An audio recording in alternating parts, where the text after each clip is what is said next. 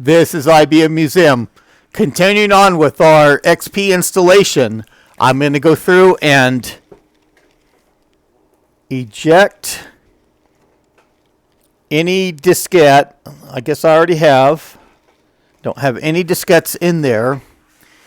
And we are going to reboot the system and press the key when we get prompted for booting from the CD.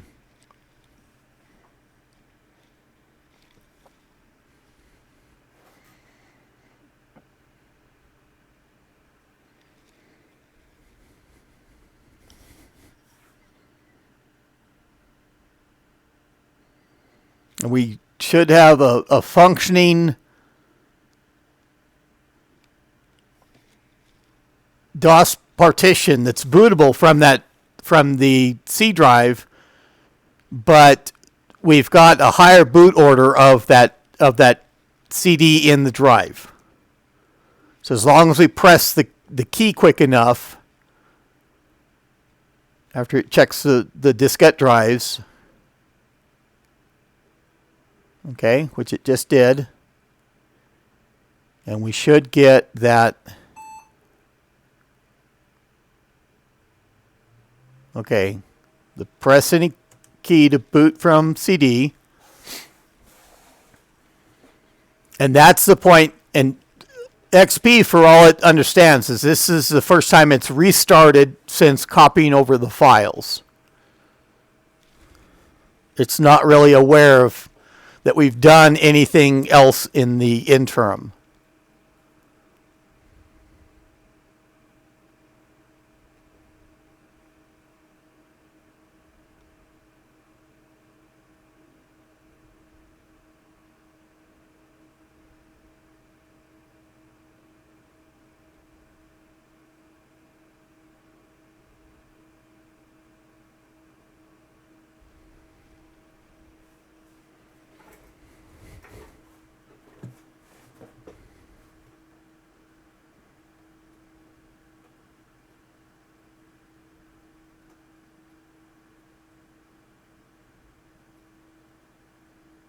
You can hear that thing running,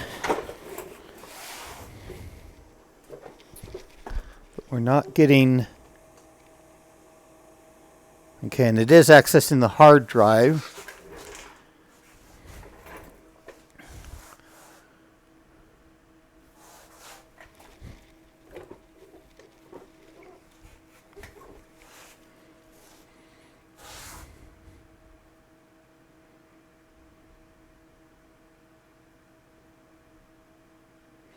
I think it was the same thing as before where I was saying that I'd pause the video until I got something up on the screen, and right as I said that, then that's when it popped up.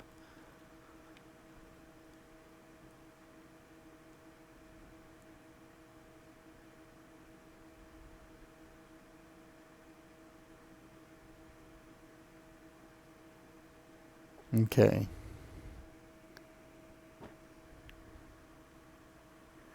Okay, there we go.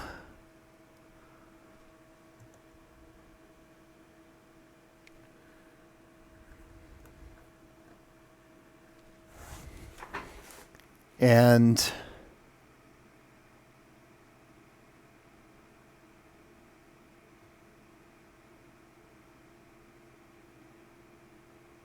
see, where did our C drive go to?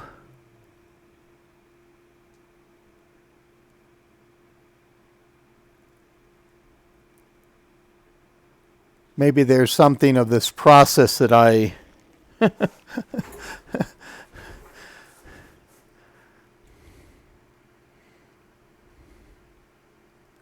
well, so maybe because we already copied over the files, and that's not going to be bootable. That's weird that it went through.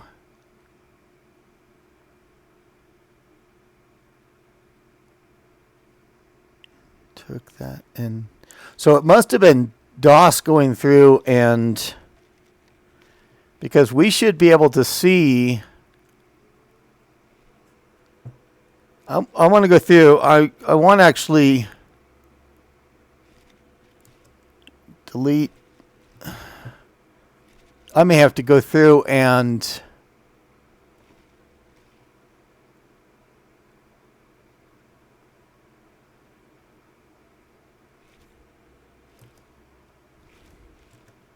restructure this again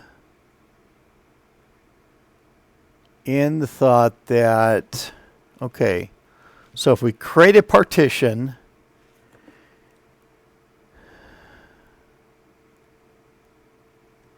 in megabyte,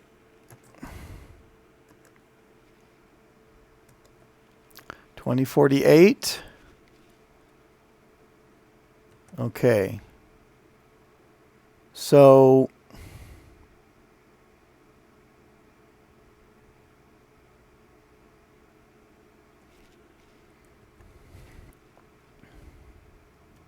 and I don't know if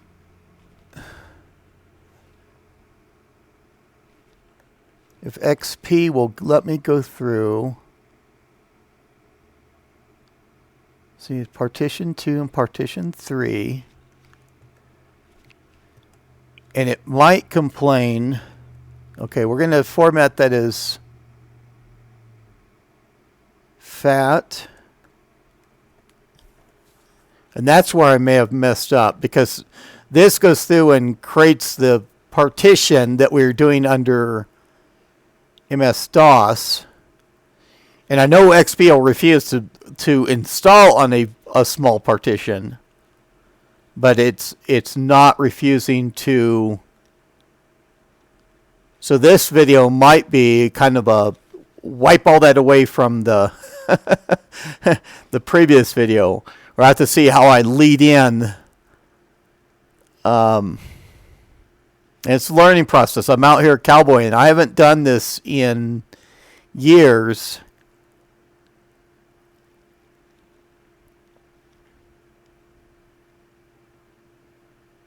Okay.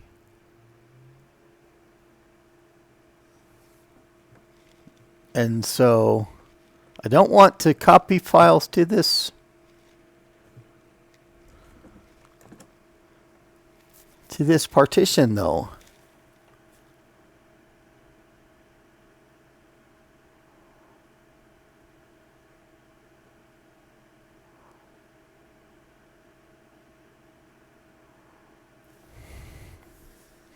I have to figure out why.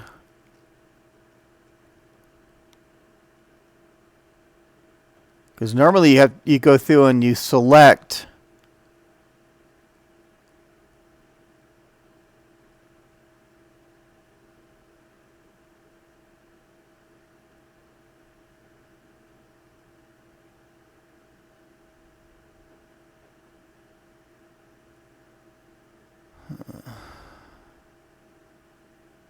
because I wouldn't think it'd let itself be installed on the 2 gigabyte.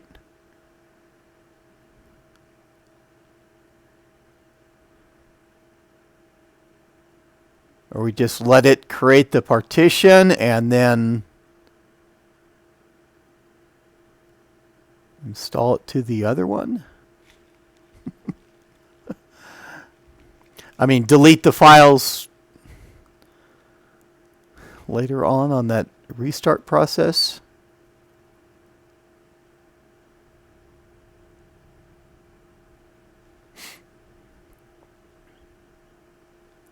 And maybe if someone is aware of someone that has gone through and detailed this process, that'd be great. A comment, or I didn't look around a whole bunch. I thought I was on kind of known territory. I thought I'd be able to break in at particular points to the sequence to where I just fdisk, have the partition there, and then install XP on the bigger partition.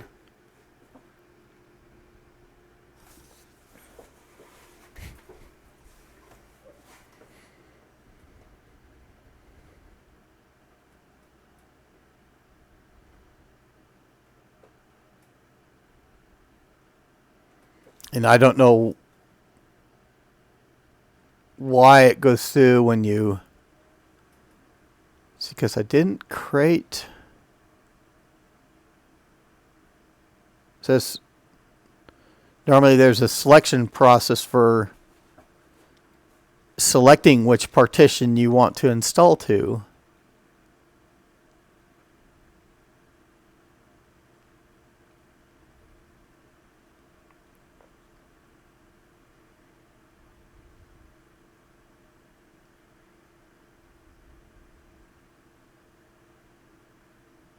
And I realized I could have paused the video too. I'm sitting here talking away, trying to speculate where exactly I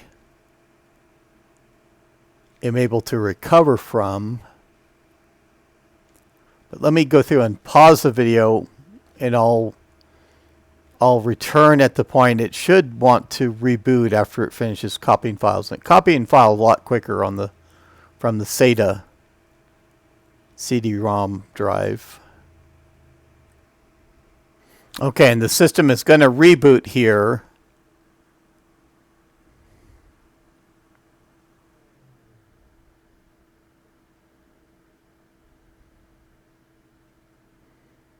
I think I'm going to still press...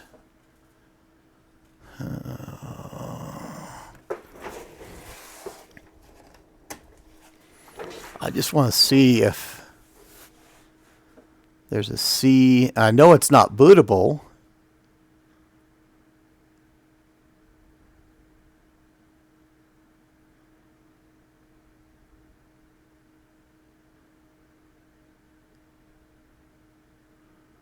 But I want to boot. Or do we have to have...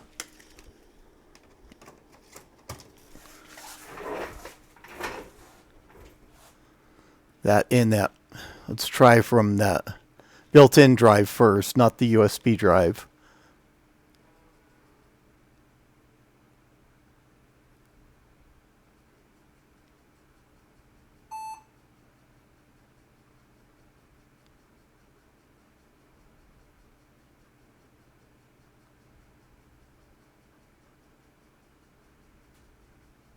Okay.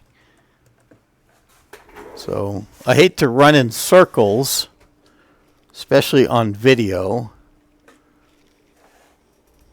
and just give a lengthy period of where you're watching a video and doesn't seem to go anywhere.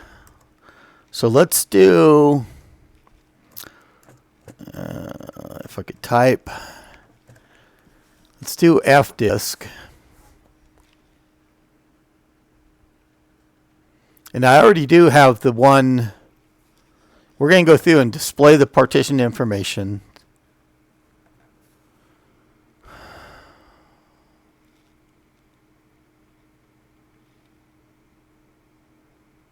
Non-DOS.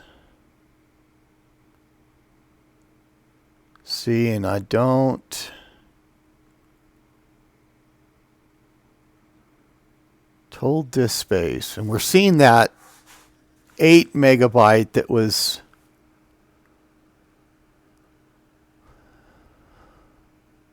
left over. See, at least I've already done the video for today. So if I have to go through and end up having content and going through a learning, recording as I do a learning experience for myself, then that's fine too.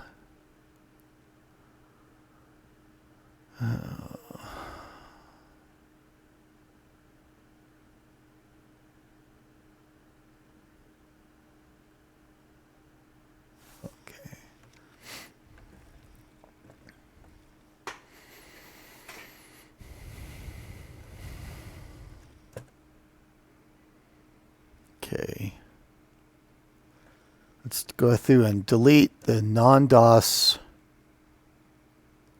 partition. Yes. And then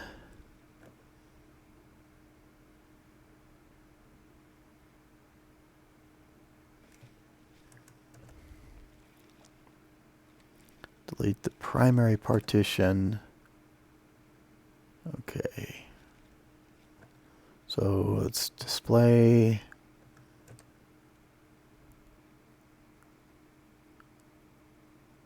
Okay.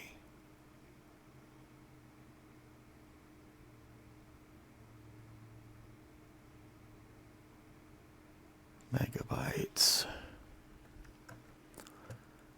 Okay. Great.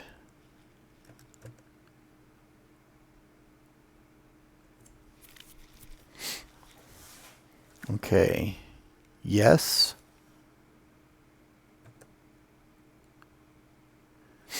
And you want to give the fdisk at this point a little bit of space because it does take a little bit of time to calculate that sometimes. Going back to our boot diskette.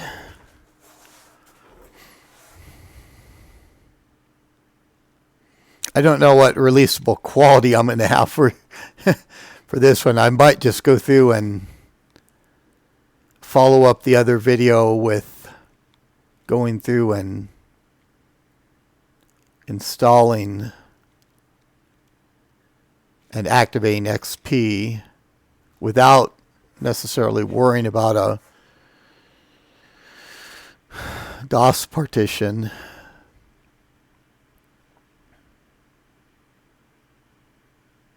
I want to see what the size is of this.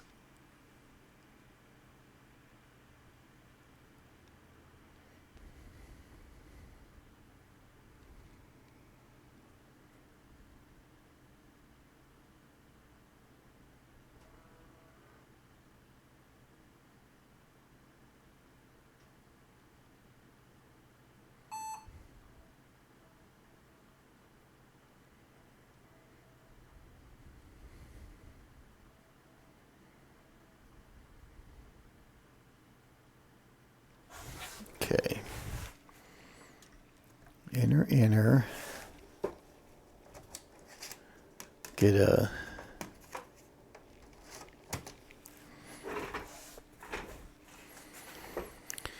and let's look through for fdisk again.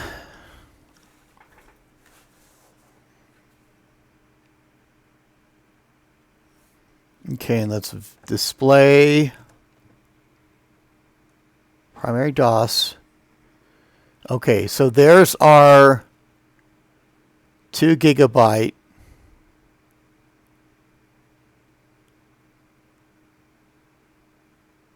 partition. And I'm not worried about that other non-DOS.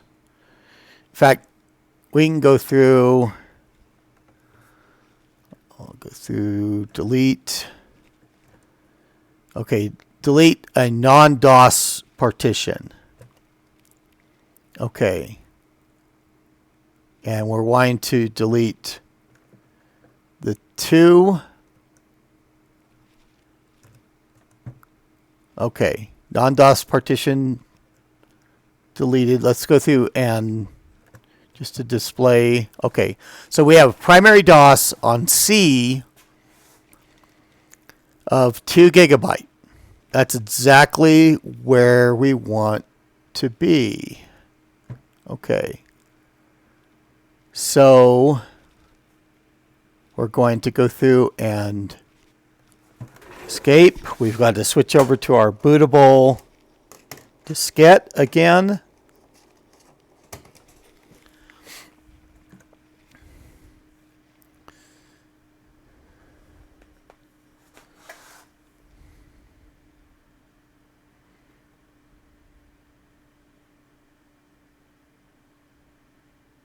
Or I could do this video live and you guys could scream at me, do this, do this, do this. Give me a little bit more guidance on the steps I'm going through.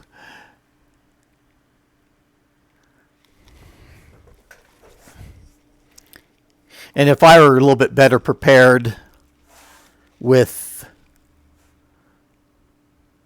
the authentic MS-DOS diskette that actually boot, I wouldn't have to do this diskette swapping and everything else. And then all the installation and everything else would go through in an ideal world too.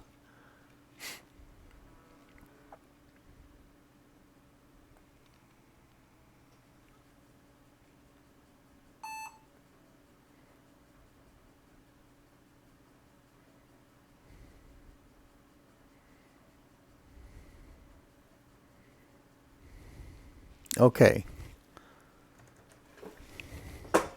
So our next step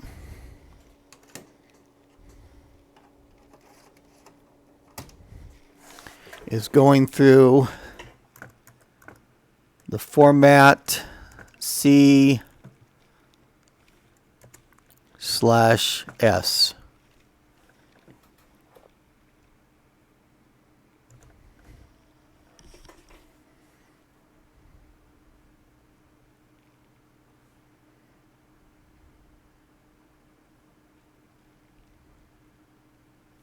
Okay. Yes. And that's what I like to see, that 2 gigabyte. That's that maximum, size of a DOS partition you can have.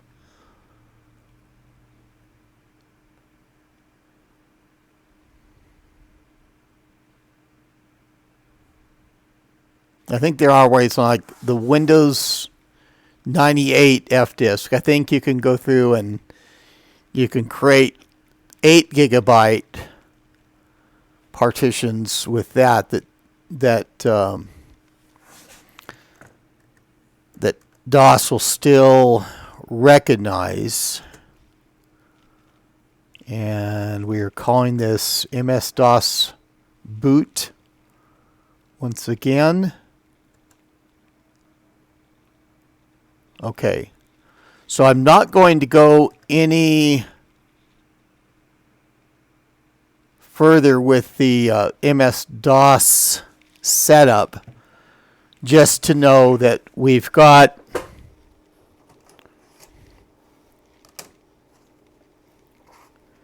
as with the other video, we've got this first time around, I'm going to do the same sequence of booting to the C drive, not pressing the key when it comes down to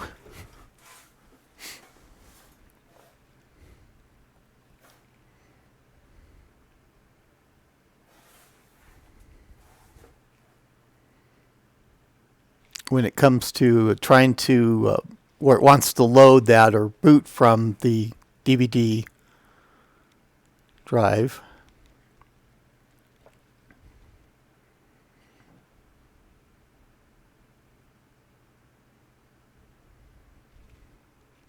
And I still have my high-ren CD that I use to crack into the NetVista system with XP, and it may have partitioning utilities on it. Might be nice to run through that and just to see. Might even have a boot manager on it.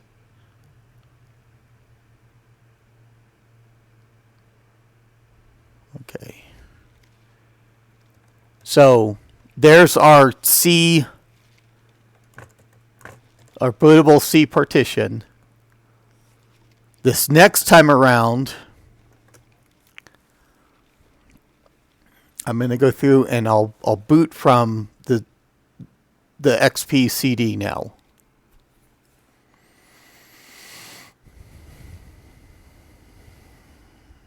Coming up on 23 minutes of recording time.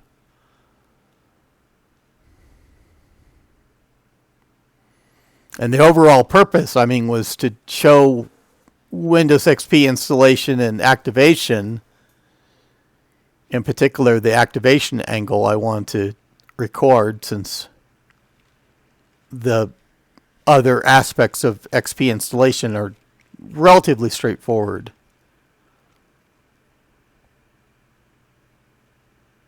But I thought I'd throw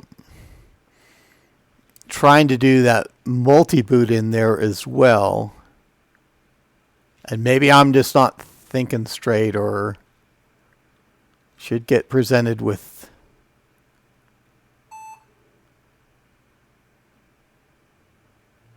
spins up the drive. Okay. Assign a key.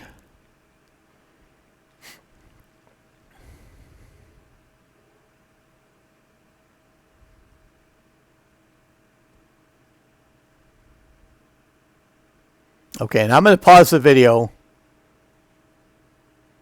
once I'll unpause once we get to that initial screen. Okay, here we are at the setup XP. And it's going to be a real interesting look at the... Okay, we are right where we need to be. That's what I said before, right? But we have that MS-DOS boot partition. And that's what I wanted there. And then the only other space is all the rest of the drive. This unpartitioned space. So this is my XP installation area. And we'll go through I'll pause the video. I don't want to go through, I won't go through the quick process. I want to go through the full format. All the same in the end, but I'll pause the video during this process. Okay, and it's finishing up the formatting process, and then it should move on to the copying files. And then from that point, it will prompt to reboot. And I'm going to let it go through on that part of the process to not touch the system at all. Not have any... I've got that MS-DOS bootable partition already set up, and everything's good from there. Now, I could have gone through the quick format just to be a little bit more timely.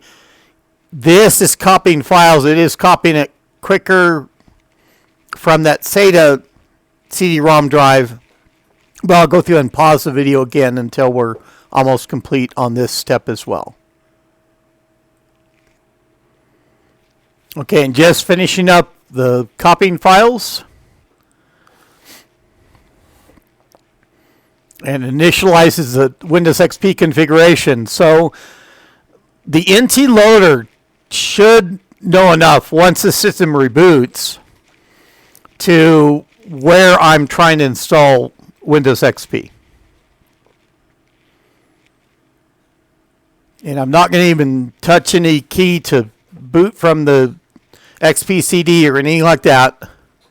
Hands are off the keyboard. No diskettes in the drive. Anything else?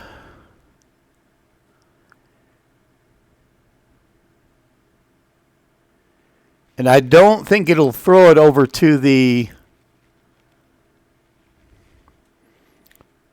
that bootable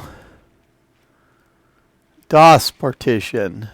That's going to be the true test of whether I have at a half hour, whether I have a video or not.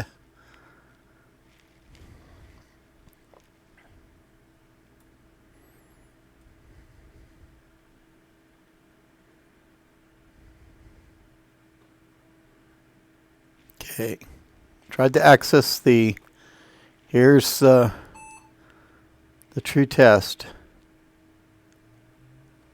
Okay, and we heard that the CD spinning up, not pressing anything. There we go. Now we'll have to see after this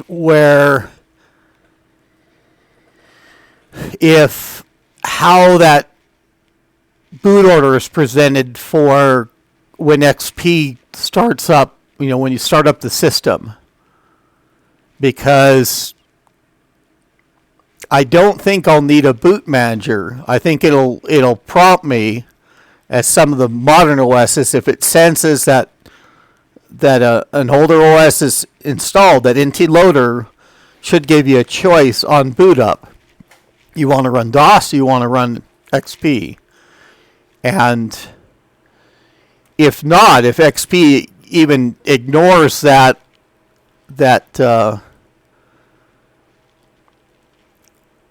partition, and it should set this up automatically. I don't think I'll have to go. There's like a multi-boot setting in there that sometimes you have to toggle as well. And as I say, it's been years since I've done this, any of this kind of cowboying out there to try and set up things this way. So as it goes through and does this process, I'm going to pause the video, and I'll be back once it gets through quite a bit further along in this process. Okay, we got through to where it's prompting me for information, and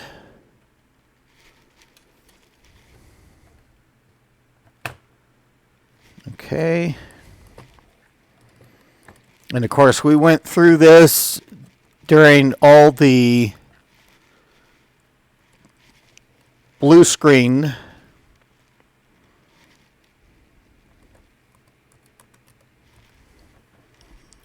attempts.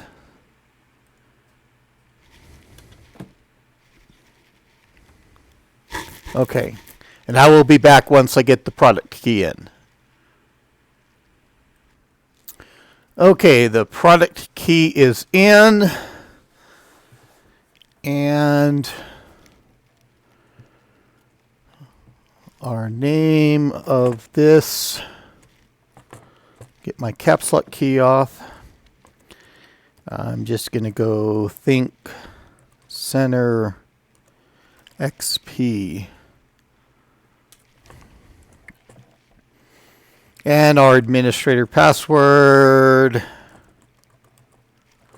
I'm not going to get too complex on that one.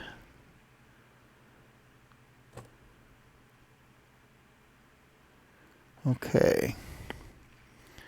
The only thing we have to toggle over is the time zone. Everything else, we're good. Installing network. So I'm going to go through and I'll pause again and unpause at the appropriate point when we get a little bit further along. Okay, and it's getting down to that saving components. And on the prior videos, we would have already blue screened. And I've heard the system ramp up the fans behind me. What could be going on is that thermal compound, or that pad that they have between the heatsink and that Pentium 4 CPU, could be just that marginal that under normal circumstances of it operating, it's fine. But if it gets a little warm and it doesn't quite get, the fans aren't having an effect on that heatsink just because that thermal bond is not good, that could be what was causing the crashes. So I will go through on that motherboard that I pulled out to go through and check that. I have enough thermal paste now that I can look at what the situation is with that, and not worried about putting the system out of service or anything else. Just trying to figure out. Now another thing will be testing it once I think that I get it fixed or have identified the issue. But that's a process that's easily able to happen. We're not going to boot from the CD, of course. Okay, this is what I'm talking about, where we have the presentation whether we want to run the Microsoft Windows Professional or the MS-DOS. There's no boot manager here at all. And normally as it goes through, it has, when it starts up, it'll have that the XP Professional selected as the default. And so if it goes through that time where you don't press any of the arrow keys, it'll automatically start up XP. But if you have a situation where you want to go through and boot to MS-DOS right from this menu, we're able to do that. And I apologize, there's probably a way to consolidate what'll end up being 3 hours of video recording time, but we stumbled across that process together to get that 2 gigabyte partition created and get it bootable. It doesn't have to have any other files than just those startup files in there. And then XP, once it goes through the installation process, it will recognize that partition being there and understand what you want to do with it. So, okay. And we'll let it, this is just wonderful. And it's wonderful not having to go through any blue screens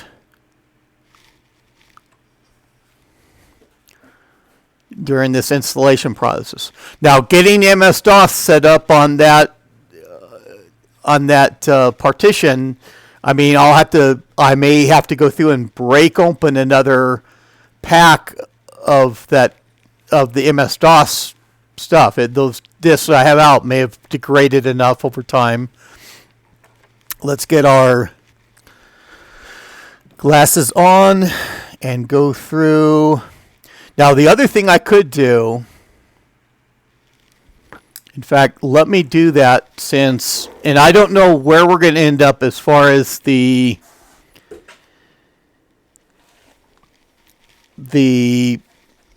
network capabilities, what drivers we're going to end up having to install, but I do at least have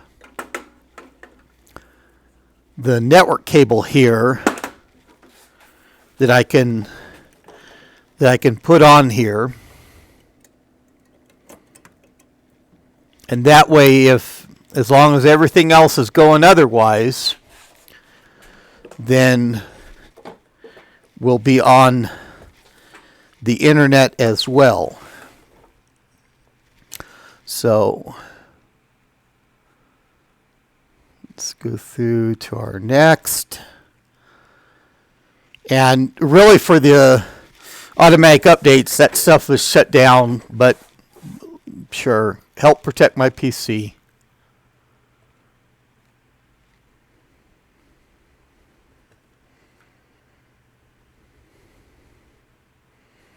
Okay. Yeah, I'm just going to go through for one person. Okay. Okay, and we'll go to finish. We're going to see what resolution that Windows XP is going to decide is possible, whether it gets the drivers right or not.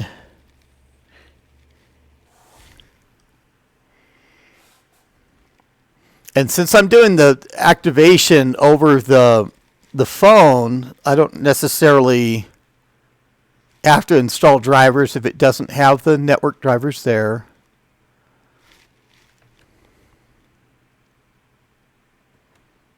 Just to get a look. And that has it's going to nag us about all that we don't have antivirus. Man, this mouse is a little jumpy. Okay, so we don't have standard things. We don't have our Ethernet. We don't have our,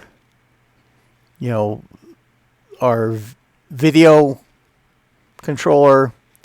But I'm not going to really. We're at just went over 40 minutes recording time, and that leaves enough time to go through. Yeah, this. I don't know what it's sensing on here as far as the mouse. But, and there's all the specs. 2 gigabyte of RAM. I thought those modules I put in were 2 gigabyte a piece. I may have to. I swapped out those Corsairs. Those Corsairs are good modules, and this should recognize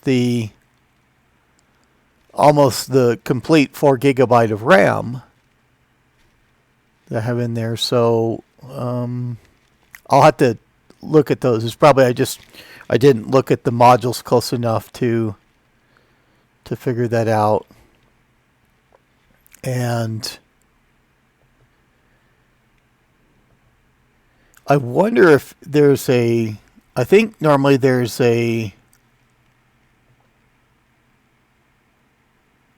okay. So to activate Windows, click here. And we're not on the internet anyway without that Ethernet controller. So we want to select this middle one. Yes, want to telephone customer service rep.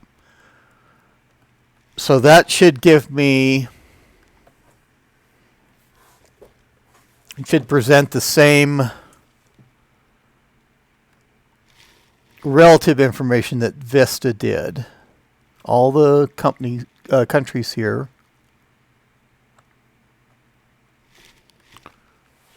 Okay.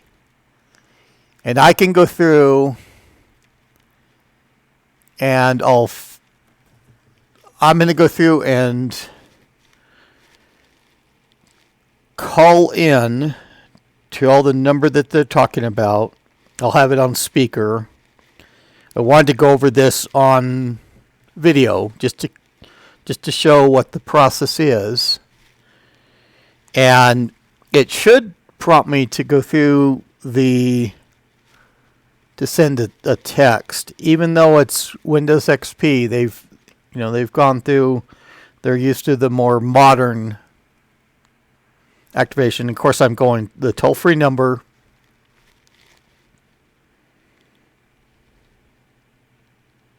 Okay, we're going to go speaker. Welcome to Microsoft Product Activation Center. Pour continuer en français, appuyez sur le 2. To help us improve the quality of our products, services, and training, this call may be recorded or monitored, and information collected on this call may be accessed by Microsoft affiliates, subsidiaries, and service providers internationally. To consent to recording or monitoring of this call, press 1. Or to continue without recording. Thank you. This call may be recorded or monitored. This doesn't sound... For security purposes, please enter the following number on your phone's touch-tone pad. 7, 8, 9. 7, 8, 9. Thank you. And so they do a 3-digit confirmation. Now, which kind of product would you like to activate? Please say Windows, Office, or say it's something else. Windows. Okay, Windows. Are you at your computer with the activation screen open? Please say yes or no. Yes. To reduce your effort, we can activate your product using your smartphone's display instead of our audio self-help system. To get started, I'll need to send a text message to your smartphone. Carrier text and data rates may apply. First, are you calling from a smartphone? Yes. Good. Should I send you that text message? Yes. Great. I've sent you a text message. Just follow the link in the message to get started. If you receive that message, feel free to hang up.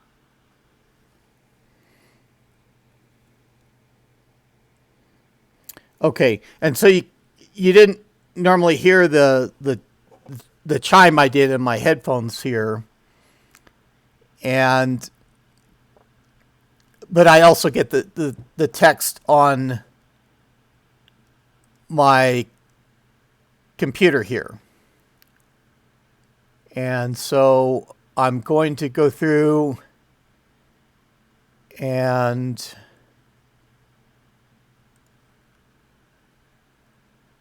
normally what they do is they provide a link to go to on your system. And of course I've got from the same number I've got the activations for Vista that I did. And on this screen I'll just go through and describe I could go through a browser capture and things like that to show the sequence that they do. But you're normally prompted if it's 6 digits, 7 digits for the product activation. And of course, for our activation code that we have here, this in step 3, those are 6-digit numbers. So I'm going to go through and click on the arrow to the right hand side, and it's prompting me to put in that sequence of numbers. And I will probably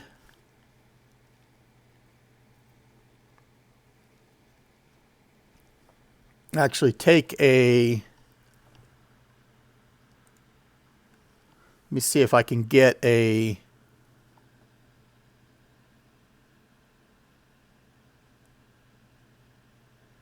and it did the flash, and I don't want the flash automatic.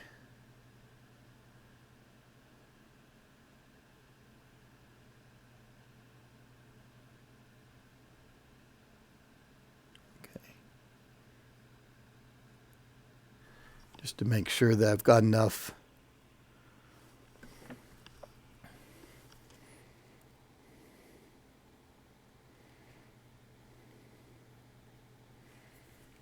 And just so I can have more than one screen, but I'll go through and I'm going to put in the codes on that screen, and I'll be back once that is complete. Okay, it gave me the thank you, so we're going to go ahead and click on finish.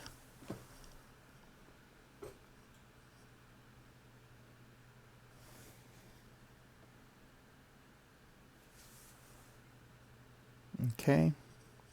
And so now it's a process of me going through, and I have access to USB drives, so I go through and go online and go to what is now the Lenovo site, even though it's an IBM system.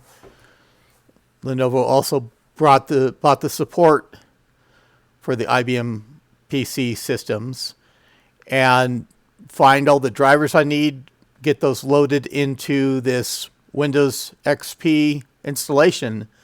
But we are live with it. We are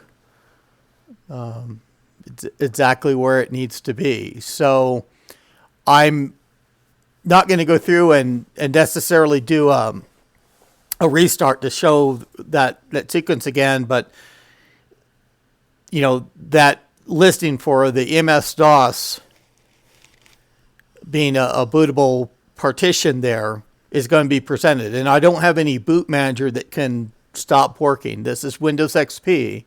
If that NT loader functionality stops working, it's Windows XP is messed up. So that's the steps to go through for this. I apologize for how long it took what I thought would be a simple video that would be, around an hour. looks like it's going to be 3 videos that are just slightly less than an hour to do that process. And even all that XP installation isn't wrapped up, but we went through the activation process as well, just to show that that can be done. Just like I had for the Windows Vista systems, I was able to go through and call into the number and, it texting me numbers that I would put into the system, and I'd get numbers out that I'd type in to get the product activated. So I will focus on now uploading these videos. And if you like this content, click on that like button. If you thought that this was a learning experience, even though it bumpy road, a little bit of the warts and all, but we got through it. We learned how to also have that boot partition for MS-DOS on there. So, do I throw out a talk of subscribing to my channel? Well, certainly. We could have some people that are not subscribed that stumble across this video. Please subscribe to my channel. Invite your friends that like this stuff to subscribe as well, and we'll be growing. But that is all I have for now. This is IBM Museum. Thank you.